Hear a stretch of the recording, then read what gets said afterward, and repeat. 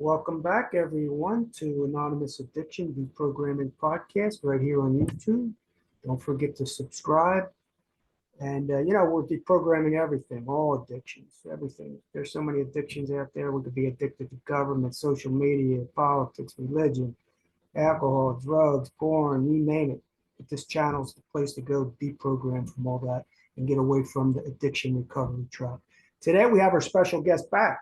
Buddha was with me last last show we did, and I said you got to come back because I missed a lot of things to talk about with Buddha, and I didn't really promote his channel, which I love. I've been watching all along. Okay, this says here. Okay, I think that's converted. All right, that's good.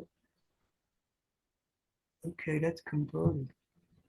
So we're gonna, we did a video about a half an hour ago, and my site just crashed. I forgot to plug in the battery. Sorry about that. But we're probably going to continue from that one right over to here because Buddha and I were talking about awareness, awakening, spiritual evolving. They call it God consciousness, but you could just call it consciousness. Bringing the subconscious up to the conscious, becoming more aware about what's going on in life, in the world, society, universe. So let's get back to it. You know what? Shout out to your. I want to give you another tip on your broader lens podcast on YouTube.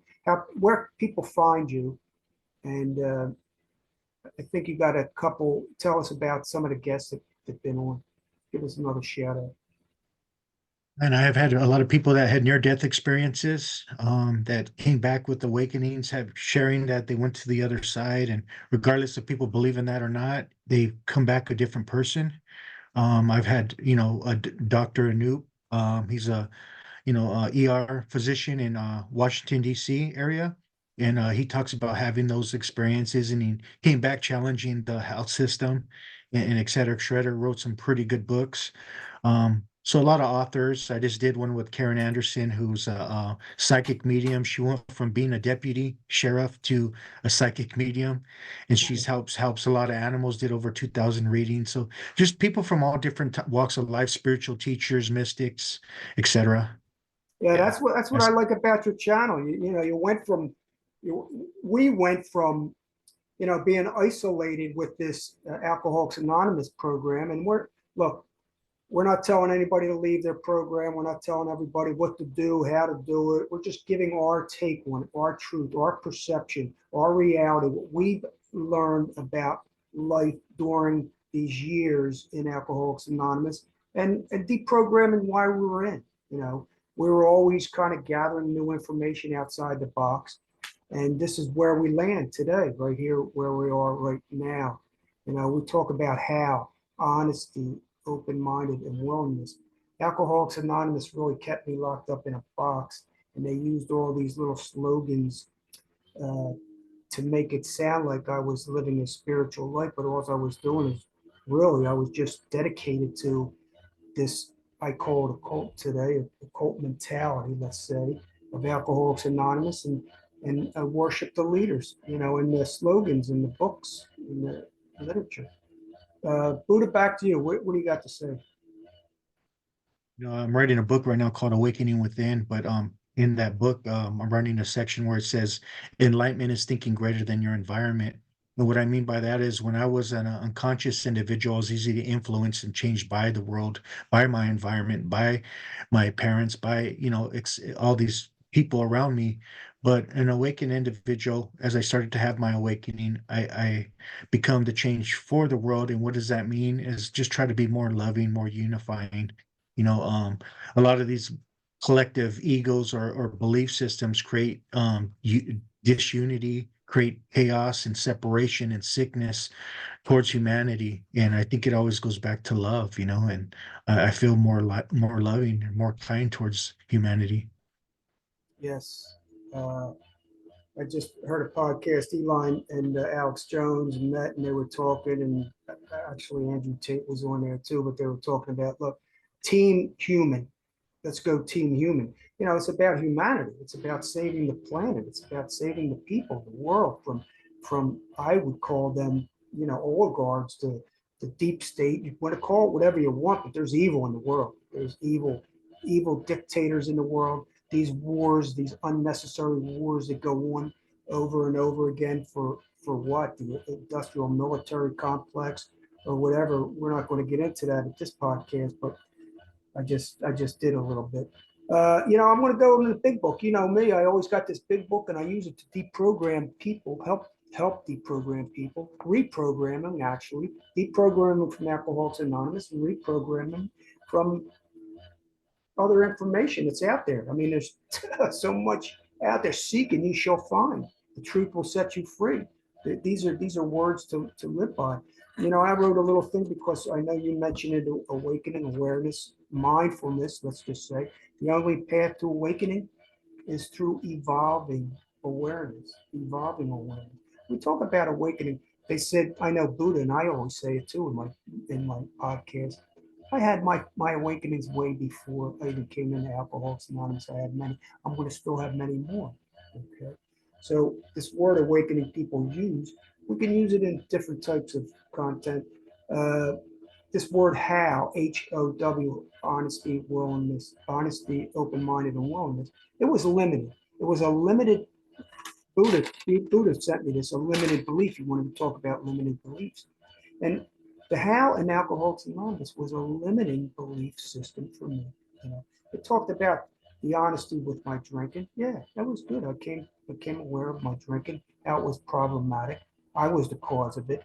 They want to give credit to Alcoholics Anonymous when you stay sober. When you want to go get a drink, you're the bad person, or you didn't follow God. Yeah. So when people go out and drink, it's them. Actually, I found out it's us all the time. It always comes from us. We're the creators of our destiny. We are within. We are God conscious. Everything is God. This word God. Let's talk about that how and the word God, which it's misused, abused, and I don't really like to use the word much at all, to tell you the truth. Well, I love how you said that right now because as I was sitting in the rooms as the years go by, something's not right, because you don't deserve to get the credit if you get sober. God did it. But if you get loaded, they blame it on you. You're the problem. And that doesn't make sense. I think this God thing is within all of us and it's just a life force. But I think the essence of who we really are is awareness. Awareness is life. Awareness is, and the more you can pray to a deity all you want, but without drawing awareness, developing and expanding your own awareness, going back to awareness by removing those onions. They talk about the onion, the different layers of the onions to the core of your being. You are awareness, and the more you tap into your awareness, the more change is possible. But if you don't, you get stuck in these belief systems, be blinded by all these belief systems. Yeah, you just get caught up in these negative, false beliefs, and you believe that's who you are. Right. So we're considered all energy, vibration, frequency, attention. So let's talk about prayer a little bit, okay? But they pray to the God, to the entity, to the deity, to the ideology of this religious God. When actually I believe in attention. So when I'm giving my attention, my positive energy, vibration, frequency, energy, attention to something good, I always do it to my children, my wife, my grandchildren. Uh, a shout out to my grandson Ezra out there who's working hard. He's 21 years old, and it's tough for young kids today. They want to continue drinking, dabbing in it, and thinking that that's going to fill them up with something. But that's okay. We did it too. He'll have to evolve and become aware of certain things through trial and error, through cause and effect. I believe totally in cause and effect. Cause and effect creates everything. The thing is that AA wanted to take my will, my life, and I had to give the care over to AA. Okay, so I had to actually give my life over, my will over, my care over. When care is the generative principle, care is my heart, care is everything, care is my attention. Whatever I care about, I put my attention to, and it drives me with my will, drives me into action, the desire. One thing they got right, because they didn't get it from them, most everything is copied and just borrowed. So when they got desire, the only thing required is a desire in the beginning, because you have to have a desire. Desire means wanting something. So today, I want what I seek today. I want more knowledge. I want more information. I want to become aware of new things. So yes, that takes a desire. I have a desire to do that. Desire means wanting. The same desire that I use to want drink and drug or social media or other negative uh, products or negative things that I use is the same desire that I use to give me some positive, beneficial things for this mind, body, and spirit today. Back to you, Boo. I love that. I always say the same thing, spirituality for me is the proper use of the will.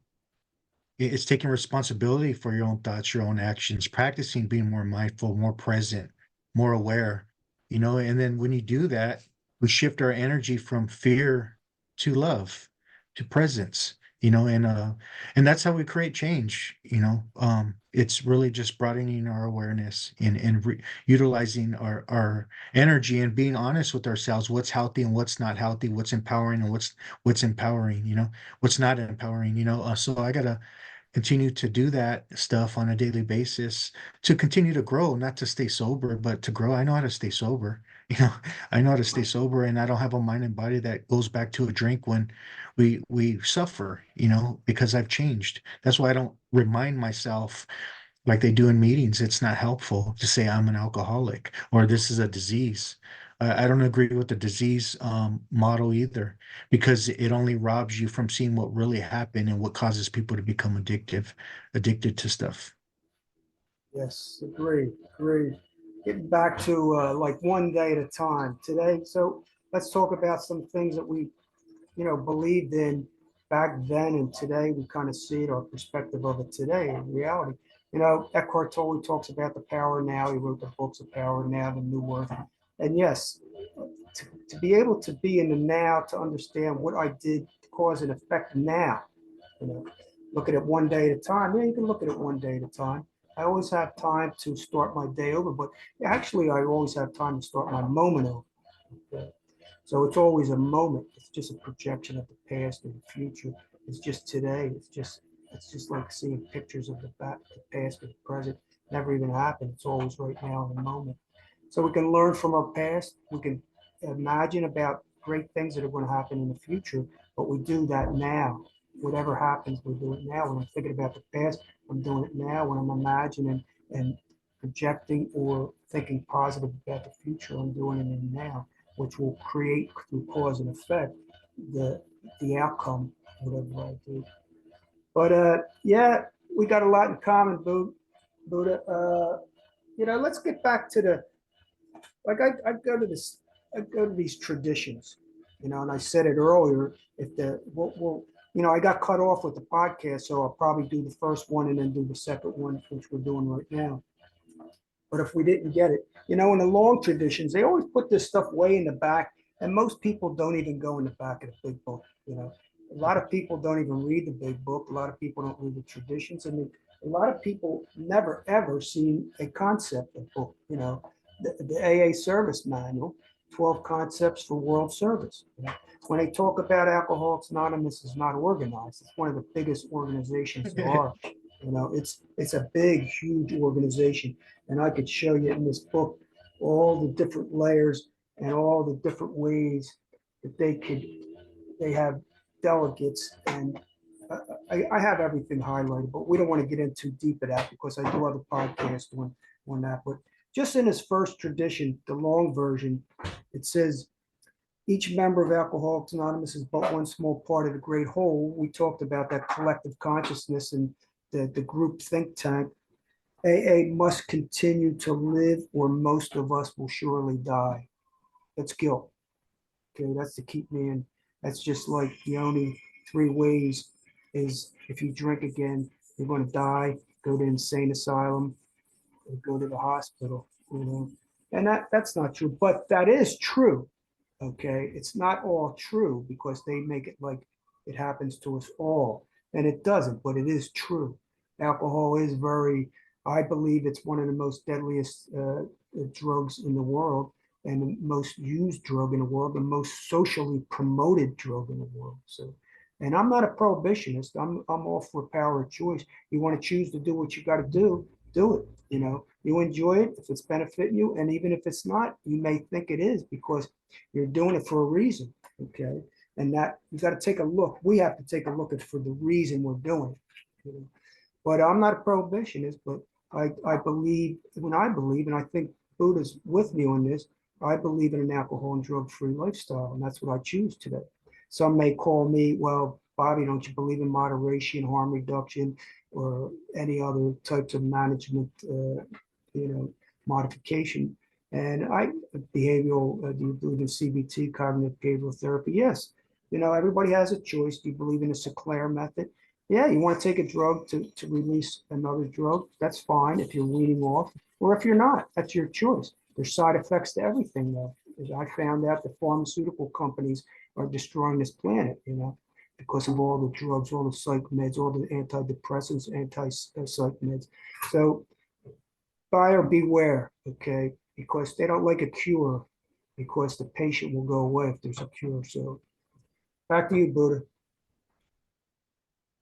Um, you know, there's some good principles within the 12 steps and the traditions, but the problem is they become misused, misunderstood, and they become like the Ten Commandments. I think early on the traditions were caution signs for experiences they were having, but they're outdated too. I think there's it needs to be changed. Because I always say, the 12 steps help me reduce the I, and the 12 traditions help me live in the we. So if I use those principles and like with my family, I could be more unifying with my family. But those traditions can also become dogmatic, and that it's become really dogmatic in a lot of the dogma in Alcoholics Anonymous. So um yeah, they can be definitely misused. So, yeah, I mean, there's some good to the principles, but there's a lot of negativity and a lot of misuse. And like I said, becomes ego and dogma. And, we talked about that survival mode sobriety, and you read it perfectly in that first tradition, because that maybe have some truth when I'm brand new, but as I recovered and I create change, have an awakening, that's no longer true for me. Right, agreed, agreed. Back here, they throw everything in the back. Like I said, but they say fake it till you make it. Most people, I believe, because I look, I was around that program for 30 years, so I've been around so many people. I've had 4 different home groups in 4 different states. I've been involved. Mostly all my friends were alcoholics, Alcoholics Anonymous. But my close friends, we talked about life. They were friends. We talked about life. We went out. We had fun. We had a good time. I have a few still friends, very few, maybe 2 or 3, 4. But if I meet people, they're my friend. Okay, just because they're going to a program that I don't buy into anymore doesn't mean that they're any less of a friend of mine. Just want people to know that. But in the back of the book here, it talks about a spiritual experience way in the back. It's like the last 2 pages. Uh, and they always put everything in the back. It's way in the back here. People ain't going back here. And it talks about most of our experiences are what the psychologist William James calls the educational version, a variety, because they develop slowly over a period of time. Yes, some of us have quick, appealing awakenings, and most of them happen like that. The day I said yes to help was one of mine. My wife asked me if I'd go to a meeting, and she knew a friend, and she became friends with this lady in Al-Anon, and I said, yeah, bring Lonnie over. He became my first sponsor, and we sat at the table. But I said yes. It was me. I said yes to help, and that was in itself an awareness, awakening, or letting go, like you talked about in the first part of this, a letting go. I let go and said, yeah. Yeah, I'm glad I don't know if Bill had that white light experience. I think I've talked about this before. I don't remember if I did or not, but because if you look at the history, his mother told him a story about his grandfather having a white light experience on the mountaintop, the wind blowing. And why would he use the same wording in his experience? At the same time, there was 3 versions of Bill's story. One, he didn't mention it. 2, he had it when he was at the kitchen table with Abby Thatcher, and 3, the one we get in the book that you're holding, is that he had it in Towns Hospital. Why is it changed around? And that's the story his mother would tell him about his grandfather that she thought was profound, and he states over the last few years of his life. So Yeah, I'm not well, sure if he really had yeah, that. yeah, So right. I'm glad it got changed. Well, Towns Hospital, I think the owner or the director or whoever, the belladonna movement, the belladonna treatment, that was the cure. He was probably on some belladonna. Belladonna was a high dose potency drug in its time. So who knows? He was there and whatever. I go on my podcast. I fully believe 100% that Bill didn't write much of this at all. He didn't really have. He was the lead. He was the figurehead, the puppet. I think Dr. Bob and Bill Wilson were the puppet of the controlling minorities of the world, and they wanted to promote this. My podcast. I think that Rockefeller took this over. He hijacked it, took the whole control over it because Rockefeller himself really was a teetotaler, and he liked prohibition, and he wanted his own movement. So he kind of orchestrated this. If you really get into the concepts, all the top 12 people up there, most of them, not the majority today, but most of them are high professional people. And most people are sitting at the top of professionals, very big money people. And there's not a few controlling the rest. And it goes down to the pyramid. That's why this pyramid is a triangle. And that's why we're inside of it. Okay. We don't want people to go outside of the triangle. So what we suggest is venture outside of the triangle, outside of the box, become aware of other things. And there's so much more knowledge out there, natural law and true streetwise spirituality. So check us out. We have plenty of time left. But let me go on a little bit more on this next page where, and it says psychologist because, a lot of this stuff comes from religion. Most stuff is from religions, psychology, psychiatry. It comes from just motivational speakers, in the days, motivational desires. And on this here, it says, most of us think this awareness of a power greater than ourselves is essential of the spiritual experience. Our religious members call it God conscious, but they do say awareness in here. Most of us think this awareness, okay, of a power greater than ourselves. I always say what I found out was there's a power greater than myself because it's collective. So I am part of that power, okay? But actually, this here universe inside my body, I am the God conscious of this cellular being. So I have to be attentive to this, my heart, body, mind, soul, spirit, all my organs and everything. I'm more or less the God of my body. Okay. So I'm a God conscious. So that's the consciousness. I have to bring the subconscious up to my conscious, become aware of really what truth and what lies are, good and evil. There is evil in the world. We have to acknowledge that. Some people say, Bobby, you're negative, you're down in this, you're putting a darker side on this. We have to touch base with our dark side. Carl Jung says, get in touch with the dark side, do the shadow work. We have to do the Yeah. shadow work. I think I think the shadow work that they say that's done in Alcoholics Anonymous is they can do it in a rehab in 20 days and they think they're done. They believe they're done. The 12 steps are over. They're done. Okay. I've completed the 12 steps of Alcoholics Anonymous. I do agree with the 10th step. You call it a step. I don't call it a step. I call it a conscious awareness of the whole universe knows it. Okay. We all know it. And it is continuing to take personal inventory over body, mind, and spirit. That's the whole key for me to be responsible, not Alcoholics Anonymous responsible for my life, but me. I am responsible through cause and effect of my choices today. Buddha. No, you're right. Yeah, in step 10, within the steps are principles that and like you said, Bill said he got it from ancient sources. He didn't make it up, a lot of it was from the Bible, really. Bill got sober with Jesus, regardless if we want to believe that or not. Um, but yeah, the step 10 and the areas about being aware, being mindful, what the Buddhists teach. And when I do that, that changes my life. That has the power. But the greater than myself, I always say greater than my false sense of self or my finite thinking that I walk into the rooms with.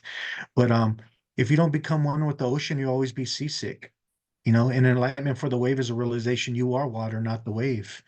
And that's what spirituality and awakening is, that I'm one with life. I don't have a life, I am life itself. And that's beyond the egoic mind to comprehend.